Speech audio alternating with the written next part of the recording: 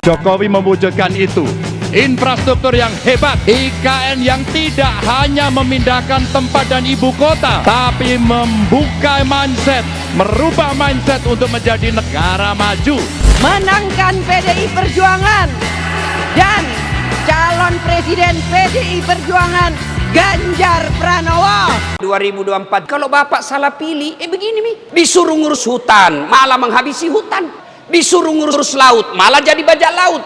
Tapi kalau ceramah orang begini dibilang radikal, amar ma'ruf nahi mungkar. Mana kalau Muhammad kita sogok perempuan yang lain, dah setuju. Kenapa? Muhammad bukan pejabat Indonesia, kasih perempuan hijau matanya. Kalau kan begitu, di mana itu Indonesia? Kita tahu di Indonesia, kita tahu dah ada pejabat begitu, ada. Kau salah, kenapa kau pilih? Pilih sendiri kau pemimpinmu. Sekarang kau diberi kebebasan, pilih pemimpinmu, pilih kau bupatimu, pilih wali kotamu, pilih gubernurmu, pilih wakilnya. Tapi karena kau disogok, mana orang jahat kau pilih juga. Jangan ketawa, serius orang ini. Jangan ada lagi politik identitas. Jangan ada lagi politisasi agama. Jangan ada lagi polarisasi sosial. Demokrasi kita harus semakin dewasa. Konsolidasi nasional harus diperkuat. Orang Islam harus berpolitik supaya ruang-ruang politik ini tidak menjauh dari maqasidus syariah. Assalamualaikum warahmatullahi wabarakatuh. Warganet yang berbahagia, kita bersyukur hidup di Indonesia sebagai negara yang merdeka,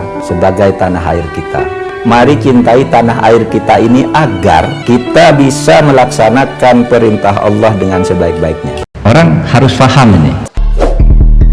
Kita melihat sekarang sekitar 30.000 orang-orang Rusia yang nggak mau pulang di Bali. Ya, kemudian malah juga ada jadi TikToker hebat kan? TikToker hebat. Iya, dari dia kerja di mana jadi hebat banget orang. Bahkan mereka kemudian nyewain mobil segala macam jadi gaya. Terus kemudian juga 33.000 lain lah orang Ukraine di Bali tidak mau pulang. Kalau kita lihat semakin maju suatu bangsa kan orang nggak mau perang. Kayak orang Korea Selatan akan mensupport pasukan, akan membela. Pertanyaan saya, orangnya dari mana? Jepang orangnya dari mana? Penduduknya saja semakin berkurang. Nah, itulah mereka beraliansi. Menggunakan- Dan kita kan aneh sekarang ya. Coba bayangkan Amerika sekuat itu saja, sudah negara superpower, dia harus bangun aliansi. Berarti kan ada perasaan untuk terus membangun apa yang disebut Soekarno kolonialisme dalam bentuk-bentuk baru. Kalau begitu, langkah Pak Andika dengan Garuda Super Shield itu menarik dong kalau begitu. Latihan Menarik Garuda Super Shield. bersama-sama. Itu sangat menarik Pak Andika, tetapi yang nggak boleh terjadi. Waktu saya sempat komplain dengan Pak Andika itu, jangan di tempat-tempat yang berubah-berubah. Saya kan banyak sekolah perang di luar. Tahu saya sekolah perang itu kalau kita ada kunjungan, tempatnya itu aja, mau dari mana aja, tahun berapa aja, tempatnya di situ, latihannya di situ tidak boleh berubah. Akhirnya habituasi Saya marahnya di situ. sama Pak, bukan marah, komplain saya kepada Pak Andika waktu itu adalah kan di 3 tempat, Lampung, terus satu Ya. lagi dekat IKN. Ya. Ini yang kita hadapi tentara Amerika gitu, yang segera bisa absorb anything, mappingnya gitu. Ya. I see. Tapi pertahanan wilayah barengan dengan negara-negara yang bisa diajak berpikir bersama. Ini sedang menarik. diimbangi. Sekarang tuh Pak Yudo Margono, kemudian Kepala Staf Angkatan Laut, terutama Angkatan Laut banyak sekali exercise-nya. Itu sudah berimbang. Jadi kita kalau latihan dengan Amerika dan kawan-kawan, kita juga latihan dengan Cina dan kawan-kawan. Udah keren. Nah, kalau kita bicara pertahanan seperti ini, apa yang diperlukan oleh Indonesia ke depan selain hal tadi kita punya siap untuk mengkonvert kalau ada Ya tadi kita mesti punya roadmap yang jelas. Pertama gini, ancaman kita apa? Tentukan negaranya. Ini masalahnya kita ini nggak punya musuh bersama, Prof. Jadi makanya berantem sendiri. Betul nggak, Prof? Iya. Coba Prof sense deh. Kita ini gampang banget saling berantem. Kalau dalam Islam tuh nggak ada tabayunnya. Suuzon aja sama orang. Karena kita nggak jelas musuh kita siapa. Betul. Coba lihat Israel, musuh gua A, jadilah, ya kan? Coba lihat Amerika, musuh gua itu.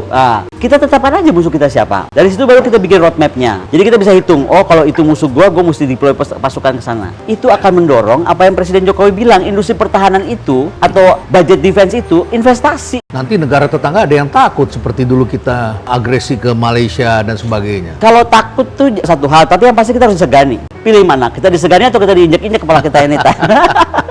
Kalau aku pilih disegani, Prof. Iya. Nah, kalau udah itu maka industri pertahanan bisa hidup. Industri pertahanan hidup itu roda ekonomi berputar. Jadi itu yang kalimat Pak Jokowi tentang anggaran pertahanan itu adalah investasi, bukan beli barang-barang lagi sudah selesai. Bukan beli pesawat bekas. Apalagi yang bukan beli bekas-bekas begitu yang bekas-bekas kayaknya. udah Ya. lewat. Meskipun itu Pak Prabowo ada alasan. Katanya karena tadi kita akan terputus dari support beberapa persenjataan sebelum yang lain datang, akan datang ini. Tapi ya kembali itu kan ada hitungan, you better do it lah. Maksudnya gini, kan lebih jago ngitung ekonomi mah. Prof.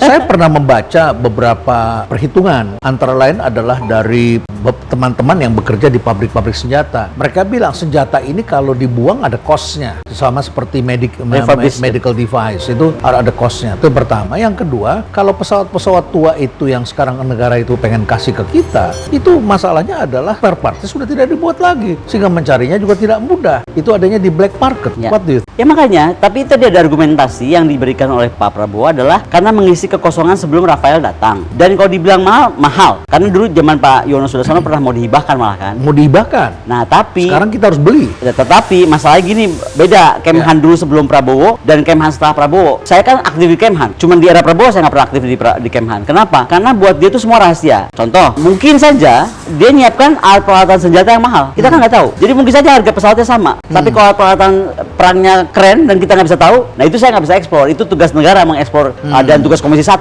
untuk rapat tertutup tanya sih sebenarnya itu gitu. Tapi ada argumentasi yang bisa diberikan karena tadi ada masa terputus tadi. Sekarang kita masuk ke Pilpres karena kanal ini diberi nama Intrik untuk mengedukasi publik agar tetap memilih dan kita tidak salah pilih. Dan sekarang juga ada calon dari orang yang mempunyai latar belakang defense juga. Beginilah, yang penting buat saya apapun itu kita melahirkan pemimpin yang punya karakter. Punya karakter. Itu penting Mau ya? dia dari militer, Itu penting ya? sangat penting lah. Ya. Saya melihat malah bangsa ini tuh gonjang-ganjing begini karena pada banyak orang kehilangan karakter, termasuk leader-leader cari aman. Banyak sekali yang cari aman gitu, padahal yang kita cari enggak. Contoh kayak Pak Jokowi, Pak Jokowi itu nggak cari aman. Dia tidak cari aman. dia Ya. sikapnya jelas. Nah, yang besok harus lebih stronger dari Pak Jokowi untuk karakter. Karena dia tadi tantangan geopolitik sudah semakin kompleks. Stronger itu bukan berarti badannya lebih besar ya? Kalau itu nanti yang dipilih ada calon lain lagi. Terus apa namanya yang bisa membangun bangsa kita itu kan bangsa Islam terbesar ya Prof ya, katanya. Itu bangga banget nggak ngomong begitu. Tabayunnya terbesar nggak? Tabayun itu kan positive thinking, cari tahu,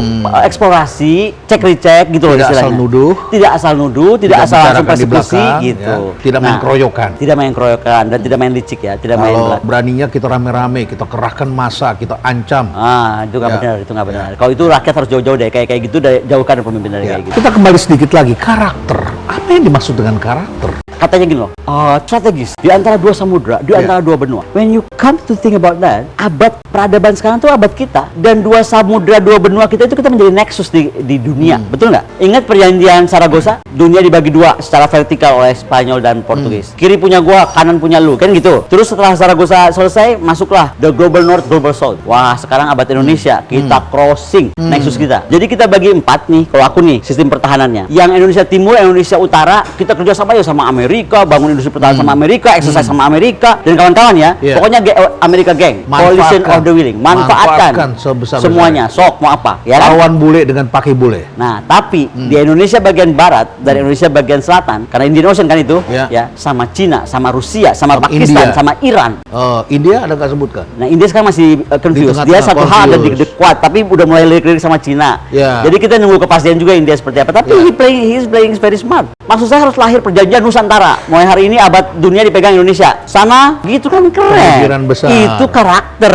Presiden Soekarno itu presiden yang punya karakter karena dia tahu apa yang dia mau. We need that kind of president. Di lain pihak kita melihat sekarang India dengan Cina ini kelihatannya mulai gontok-gontokan. Saya coba lihat di perbatasan ini masalah air. Ya. Ada yang mengatakan kalau war in the 20th It's a water. century is about, It's about oil, water security. but now is Water security, Ya, yes. karena jumlah penduduk besar, semua orang cari air. Betul. Dan di perbatasan itu ada air dari Himalaya, Betul. ditahan oleh China untuk dibikin dam. 44 dam di situ. Kalau musim hujan dia lepasin, jadi India yang kebanjiran. Iya. Kalau musim panas dia tahan itu airnya. Orang kehausan. Orang kehausan di India itu. Gimana geopolitik melihat India, Cina, dan kemudian superpower ini? Apa Amerika masih menjadi superpower melihat seperti Kalau itu? kita lihat dari perkembangan senjata, kekuatan persenjataan, kalau saya bilang tuh Amerika sudah sangat ditempel oleh Cina. Ditempel Soal oleh- military power dia sudah ditempel. Ekonomi power menurut saya Cina udah lebih unggul. Ya, ekonomi power, Ya, trade power. Trade power. Jadi Ya. menurut saya jadi Amerika harus hati-hati lah. Makanya kalau Prof perhatikan, orang kan lihat saya bingung. Ketika saya membela Rusia banyak, saya mendukung Presiden Putin, saya sangat adore tentang Rusia. Semua dubes-dubes sahabat saya NATO musuhin saya, Prof. Udah nggak mau kenal gue. terang-terangan Oh, mereka. musuh nggak pernah ngundang lagi, ketemu di mall nggak mau lihat, kan? Tapi ada negara yang enggak, siapa? Inggris, Amerika. Itu bedanya kalau negara besar. Jadi kalau ada orang berbeda tuh jangan dianggap lawan. Dia tetap pengen tahu kenapa lu beda. Seperti Jeffrey Sah yang menjadi advisor di Putin juga. Nah, atau sama, tim iya kita di Valdai. diskusinya Saya sama-sama di- Valdai. Sama-sama betul. ya. Jadi begitu pemimpin besar tuh begitu. Ini mungkin koreksi untuk pemimpin kita ya. Jadi kalau ada akademisi yang mengkoreksi atau memberi masukan, itu jangan dianggap musuh. Tapi Why? dianggaplah teman untuk Berdiskusi dan menghasilkan riset yang lebih baik buat bangsa. Prof, saya mau tanya ya, memangnya Indonesia ini dimerdekakan oleh Presiden Soekarno oleh apa? Kekuatan uang waktu itu kita nggak punya.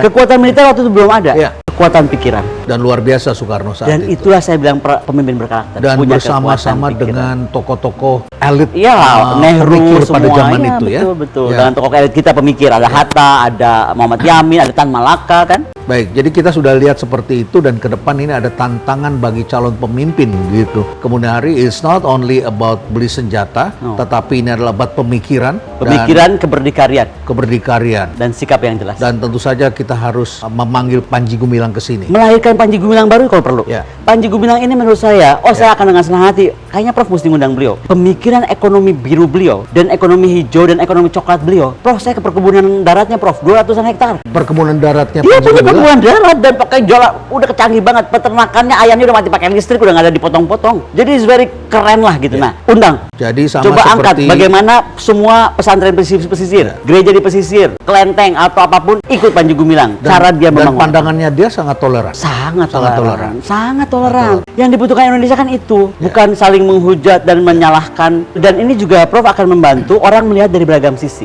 Jadi bukan mempersekusi sebuah orang, kan nggak ada yang sempurna. Even Nabi juga ada salahnya kok. Betul nggak kalau kita mau jujur? Betul. Apalagi manusia biasa. Nah, yang lagi saya arahkan sisi positifnya apa, kita belajar apa. Bahwa ada sisi negatif, saya juga punya, mungkin sisi negatif Prof juga punya. Dan Gitu. jangan judgmental. Jangan judgmental. apa-apa kita salahkan, kita adili Betul, dan betul. kemudian kita merasa benar sendiri. Ya. Ibu Koni, terima kasih banyak. Terima kasih banyak Prof. Diskusi It's an yang- honor to meet you yang and to be here. Saya kira sangat indah diskusi kita. Kita tahu banyak tentang keadaan dunia global, tapi kita perlu mengedukasi publik agar kita tidak menjadi katak dalam tempurung. Kita Nah, bisa melihat itu. dunia ini seperti apa. Betul. Tahun 1940-an bahkan 1930-an Bung Karno sudah berpikir jauh ke depan, dan hari ini kita menyaksikan betapa peranan kita ini sedang dalam ujian dan bangsa kita juga akan menghadapi tantangan. Dan jangan lupa Pilpres itu juga selalu akan disusupi dan selalu akan ada para Bahasa saya pelaku gini, politik, kalau ada patriot negara, ada komprador negara. ada komprador. So be very careful with the compradors. Dan uangnya bisa datang dari luar negeri dan kemudian Oh, iya. memecah belah persatuan kita. Iya. Ini yang harus kita jaga tentunya. Dengan tingkat kepuasan yang akan sampai 82,2%, banyak yang meyakini analis politik satu suara mengatakan bahwa Jokowi adalah Kingmaker 2024. Survei Indometer, Jokowi tak ingin legasinya dirusak oleh sosok yang tidak dapat dipercayai. Hasil riset lembaga survei Indometer menunjukkan kepuasan publik terhadap kinerja pemerintahan Presiden Joko Widodo mencapai 81,4%, dengan 9,6% diantaranya menyatakan sangat puas. Di tengah tingginya tingkat kepuasan publik yang menembus 81,4%, Jokowi menjadi faktor penentu dalam Pilpres 2024. Semoga Allah senantiasa menuntun kita di jalan yang diridhoinya. Aku qouli hadza, astaghfirullah li wa lakum. Wassalamualaikum warahmatullahi wabarakatuh. Terima kasih.